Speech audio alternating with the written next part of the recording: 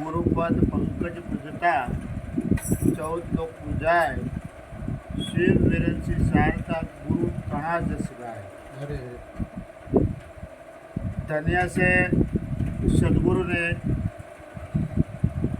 સર્વોપરી પદ હોય તો એ ગુરુપદ છે અને ગુરુના ગુણ ગવાય, કારણ કે સદગુરુ તારણહાર છે। સદગુરુ જ આપણને અસત્યમાંથી સત્ય તરફ લઈ જાય છે। સદગુરુ જ જ્ઞાનમાંથી જ્ઞાન તરફ લઈ જાય છે। સદગુરુ જ મૃત્યુમાંથી અમરત્વ તરફ લઈ જાય છે। એટલે સદગુરુ આવું પરમાર્થનું કાર્ય કરે છે। માટે અંધારું કોને કહેવામાં આવે છે? અજ્ઞાનને અંધારું કહેવાય છે। અને આ અંધારામાંથી સદગુરુ જ્ઞાન રૂપી પ્રકાશ તરફ લઈ જાય છે। સદગુરુ મૃત્યુના ભાવમાંથી અમરત્વ તરફ લઈ જાય છે, કારણ કે આ દેહ છે નાશવંત છે, પણ સદગુરુ શાશ્વત તરફ લઈ જાય છે। શાશ્વત એ આપણો આત્મા છે, કારણ કે જેટલું દ્રશ્યમાં આવે, જેટલું નજરે દેખાય, એ એક દિવસ એ ફના થવાનો છે, નાશ પામવાનો છે, પણ જે શાશ્વત છે એ આપણું સ્વરૂપ છે। માટે આ સભામાં જેને જેને સદગુરુ મળ્યા છે એને ધન્ય છે, કારણ કે સદગુરુને મળ્યા સિવાય, સદગુરુને ભેટ્યા સિવાય આત્માની ઓળખાણ થતી નથી। જેને આત્માની ઓળખાણ કરી હોય એને પછી કાંઈ ઓળખવાનું રહેતું નથી, કાંઈ પામવાનું રહેતું નથી। એટલે આ જીવનમાં એવું છે, આ જીવનમાં પ્રયત્ન કરવાથી પદ પ્રાપ્ત થાય, પૈસા પ્રાપ્ત થાય, પણ પરમાત્મા પ્રાપ્ત થતા નથી। પરમાત્માને પ્રાપ્ત કરવા માટે ચારિત્ર્યની શુદ્ધિ જોઈએ। આ સત્સંગથી આપણું મન છે નિર્મળ બને છે। આ સત્સંગથી આપણું હૃદય છે શુદ્ધ બને છે, પવિત્ર બને છે। માટે ચારિત્ર્યની શુદ્ધિ સિવાય અદ્વૈત જ્ઞાન પ્રાપ્ત થતું નથી। પવિત્ર જીવન બનાવ્યા સિવાય ઈશ્વરની ઓળખાણ થતી નથી। ચારિત્ર્યની શુદ્ધિ કોને કહેવામાં આવે છે? કે આ સંતો સદગુરુ છે 5 પ્રતિજ્ઞા આપે છે, અને એ 5 પ્રતિજ્ઞાનું આપણે જીવનમાં પાલન કરીએ તો આપણને કોઈ ફોજદારી કલમ લાગુ પડતી નથી। કારણ કે જેને જીવનમાંથી દારૂ ત્યાગ્યો હોય, જુગાર ત્યાગ્યો હોય, માંસાહાર, વૈભિચાર અને ચોરીને ત્યાગ કર્યો છે, એ ત્યાગી કહેવાય છે। જેને જીવનમાંથી વાદ અને વિવાદ મૂક્યો હોય એને ધન્યવાદ દેવામાં આવે છે। માટે કહેવાયું છે કે નામ જાણ્યાનું પારખ્યું મટી જાય વાદ વિવાદ।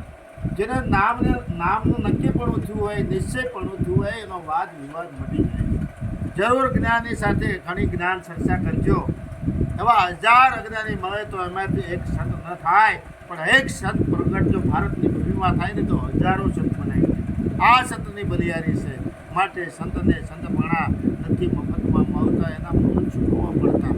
કારણ કે જેને તન મન ધનની જેને કુરબાની કરી હોય એને પ્રત્યક્ષ પરમાત્માના દર્શન થાય છે। તન મન ધન સદગુરુના શરણને અર્પણ કરવાથી આ તન મન ધન દેવાઓ કોણ છે, એ કોણ છે એ નક્કી થાય છે। અને એ સ્વરૂપની વાત છે, એ આત્માની વાત છે, એટલે કોઈ જાતિ નથી। આપણે ગુરુ શરણે ન ગયા હોય ત્યારે જાતિ લઈને જઈએ, પણ જેવા સદગુરુની કૃપા ઉતરે, સદગુરુ આપણને ચૂકતી બતાવે ત્યારે અજાતિમાં આપણને નક્કી કરાવે છે, અજાતિ રૂપ આપણને નક્કી થાય છે। માટે ભક્તિ છે સૂર્યના કામની નહીં કાયરનું કામ, પ્રથમ પેલું મસ્તક મૂકી વર્તી લેવું નામ। આ કાયરની વાત નથી, કાયરપણાની વાતો કરીને બીજાને તું બીવડાવીશમાં। ભક્તિ છે સૂર્યના છે, માટે જનની જણ તો ભક્ત દાતા કા સુર, નહીં તે રજે વાંજણી મત ઘુમાવીશ નૂર। આ એ સુરવીરતા જેનામાં હોય છે, જેનામાં તંત હોય છે। કારણ કે આજે તંત લઈને આપણે ફરતા હોઈએ છીએ। તંત એવા હોય છે, જાતિના તંત હોય છે, જ્ઞાનના હું મારાપણાના દાવા, આવા ઘણા બધા તંત્ર લઈને આપણે ફરતા હોય છે। પણ તંત ત્યારે કહેવાય કે સંતના શબ્દ ઉપર આપણને વિશ્વાસ આવે ત્યારે આ તંત કહે છે। અને તંત કહે તો સંત રીજે, અને સંત રીજે તો સદગુરુ મળે, અને સદગુરુ રીઝે તો ક્રાંતિ થાય, આપણું જીવન પવિત્ર બને. માટે પવિત્ર જીવન બનાવ્યા સિવાય ઈશ્વરની વખાણ થતી નથી. પવિત્ર જીવન બનાવવા માટે આ જીવનમાં સત્સંગની જરૂર છે. પવિત્ર જીવન બનાવવા માટે સમર્પણ ભાવની જરૂર છે. પવિત્ર જીવન બનાવવા માટે સારું શ્રવણ કરવું જોઈએ, સારું મનન કરવું જોઈએ. જરા ઇતિહાસના પાને તમે જુઓ કે ભારતના ભગવાન પણ ગુરુ શરણે ગયા છે. રામ હોય, કૃષ્ણ હોય, રાષ્ટ્રના પિતા એવા મહાત્મા ગાંધી પણ સદગુરુનું સેવન કર્યું છે. આપણે તો સામાન્ય માનીએ છીએ. માટે આધુનિક યુગમાં જો સ્વતંત્રતા જીવન જીવવું હોય ને તો દારૂ જુગાર મૂકવાની જરૂર છે. આધુનિક યુગમાં સ્વતંત્ર જીવન જીવવું હોય તો અંધશ્રદ્ધા મૂકવાની જરૂર છે. સંતોએ ક્યારેય ઘાટની અંદર ઊભા જ નથી રાખ્યા. સંતો અઘાટ રૂપમાં લઈ ગયા છે. સંતોએ ક્યારેય બંધનમાં ન રહેવા દે. સંતો છે બંધન બંધી છોડશે. સદગુરુ છે વ્યાપક રૂપમાં લઈ જાય છે. કારણ કે આ સંતો છે મઠ મંદિરમાં ઊભા ન રાખે. સંતનો સ્વભાવ અને સંતની દ્રષ્ટિ વ્યાપક રૂપે છે. એટલા માટે કહેવાય છે વિશ્વ આત્મા અખંડ સ્વરૂપ ખ્યાસા તાણે ન કરો ભાઈ એ જ્ઞાની પુરુષની સમદ્રષ્ટિ સદગુરુ આપે છે. સોય સાબેલું સરખું ક્યારે થાય તે કદમાં ક્યારેય સરખું ન થાય, પણ સદગુરુની એવી દ્રષ્ટિ મળે તો સોય અને સાબેલું સરખું થાય. આ કેવી અલૌકિક વાત છે, કેવી અસરજ વાત છે. અને સદગુરુનો શબ્દ એક એક શબ્દ આખા વિશ્વને લાગુ પડે, આખા વિશ્વને આવરી લે અને એ શબ્દ મળે છે. કારણ કે શબ્દને બ્રહ્મ કહેવામાં આવે છે, નાદને બ્રહ્મ કહેવામાં આવે છે. માટે બ્રહ્મ સત્ય અને જગત મિથ્યા. અને મિથ્યાપણું ક્યારે મુકાય છે કે સંતના શબ્દ ઉપર વિશ્વાસ આવશે, સંતના શબ્દ ઉપર દ્રઢતા આવશે. અને આ ઘાટ જોવાના નથી. આ ઘાટની અંદર જ્યાં શબ્દ વિલસી રહ્યો છે, ઘાટની અંદર જ્યાં શુદ્ધ ભાવ વિલસી રહ્યો છે, એમાં દ્રષ્ટિ કહેવાની જરૂર છે. માટે સંતનો સિદ્ધાંત પકડવાની જરૂર છે. સંત અને શાસ્ત્રો જેને સમર્થન આપતા હોય ને એ માર્ગ કહેવાની જરૂર છે. સંત અને શાસ્ત્ર જેમાં ના પાડતા હોય, જેને સમર્થન ન આપતા એવો રાગ ક્યારેય ન પકડવો. માટે કહેવાયું છે કે રામ નામ તું રાગ હૃદયમાં કાઢ કલ્પના કાશી, આદિ અંત મધ્ય બોલ એ વસ્તુ સાચી. એથી આગળ નિરાંત મહારાજે કીધું કે હરતા ફરતા ધંધો કરતા ધ્યાન હરિનું તરવું. નિરાંત કે નિષ્ઠાનું ભવિષ્ય ધર્મથી ઓસરવું. અધર્મથી ઓસરવું પ્રાણી ધર્મ ધસીને કરવું.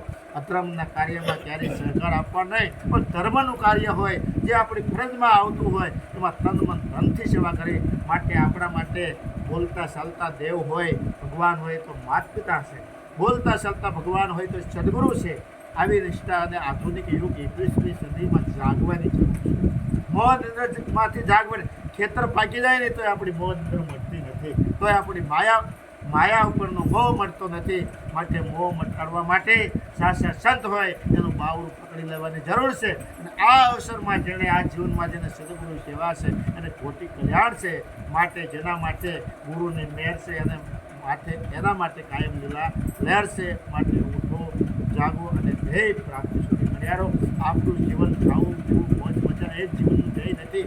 આપણા જીવન આ નિજ સ્વરૂપનું ભાન થાય, પોતે સ્વરૂપમાં જાગે અને આ વિશ્વમાં ઉત્તમ સેવા થાય એવા પ્રયત્ન કરવાની જરૂર છે.